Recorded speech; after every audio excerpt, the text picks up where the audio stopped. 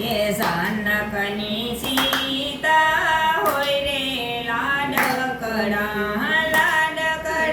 સાસરે જાય સીતાજીને લાડલ લાવો રાજા જનક દો દશરથને વિનવે એ સાંભળજો મારી વાત સીતાજીને લાડલ લાવો તમારા કુળમાં નથી રે દીકરીના સુખ દુઃખ તમે ન જાણો ઓ લાડકડા તમને સોંપી દઉં